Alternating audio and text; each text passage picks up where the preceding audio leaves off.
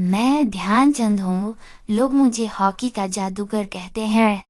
मेरा जन्म 29 अगस्त 1905 में इलाहाबाद में हुआ। मेरे पिता सेना में थे और हॉकी खेला करते थे। शायद उसी वजह से मुझे खेलों में रुचि मिली। बचपन में मेरी पढ़ाई ज़्यादा मजबूत नहीं थी, लेकिन खेल के मैदान में मैं घंटों बिता देता था।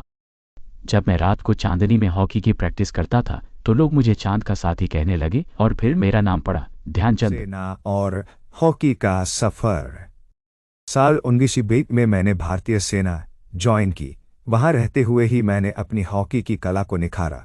दिन में ड्यूटी और रात में हॉकी, यही मेरी जिंदगी बन गई। सेना की ओर से खेलते हुए मेरा खेल देश भर में चर्चा का विषय बन गया। धीरे धीरे मुझे भारत की नेशनल टीम में चुन लिया गया। 1928 का एम्स्टर्डम ओलंपिक मेरा पहला बड़ा पड़ाव था। भारत ने वहां स्वर्ण पदक जीता और मैंने पूरे टूर्नामेंट में सबसे ज्यादा गोल किए। तब लोगों ने मुझे जादूगर कहना शुरू किया। फिर 1932 लॉस एंजेलिस ओलंपिक, भारत ने फिर गोल्ड जीता। 1936 बर्लिन ओलंपिक का किस्सा तो आज भी लोग सुनाते हैं। जर्मनी के हिटलर तक मेरे खेल से प्रभावित हो गया था। उसने मुझे जर्मन सेना में उच्च पद का प्रस्ताव दिया, लेकिन मैंने गर्व से कहा, मैं भारतीय हूं और भारत के लिए ही खेलूंगा। हॉकी का जादूगर। मेरे खेल को देखकर लोग कहते थे कि गेंद मेरी स्टिक से चिपक जाती है। कई बार अंपायर मेरी स्टिक तक तोड़कर देख लेते कि इसमें कोई चुंबक तो नहीं, पर सच यही था कि वो केवल मेरी साधना और अभ्यास का फल था। उपलब्धियां और सम्मान। अपने जीवन में मैंने हजारों गोल किए और भारत को 3-3 ओलंपिक स्वर्ण पदक दिलाए।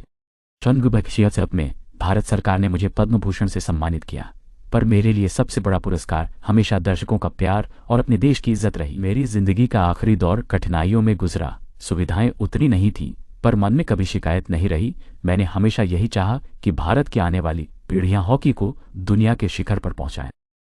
मैंने 3 दिसंबर 1979 को इस दुनिया से विदा ली, पर मेरी हॉकी की आत्मा हमेशा मैदानों में जिंदा रहेगी। मेरे मरणोपरांत भारत सरकार ने मेरे जन्मदिन को खेल दिवस के रूप में मनाने का निर्णय लिया। इस दिन को मनाने का मकसद केवल मुझे याद करना नहीं है, बल्कि पूरे देश को यह याद दिलाना है कि खेल हमारे जीवन का कितना अहम हिस्सा है। खेल हमें अनुशासन, मेहनत, टीम वर्क और देशभक्ति सिखाते हैं। संदेश। मैं बस इतना कहकर अपनी कहानी पूरी करूंगा। अगर मेहनत सच्चे मन से करो तो गेंद भी स्टिक से ऐसे बन जाती है जैसे भाग्य मेहनत से। देश के लिए खेलना ही सबसे बड़ा गर्व है। मैं यही चाहता हूं कि हर व्यक्ति खेल से जुड़े ताकि वे स्वस्थ रह सके। और इसी के साथ आप सभी को खेल दिवस की हार्दिक शुभकामनाएं। धन्यवाद।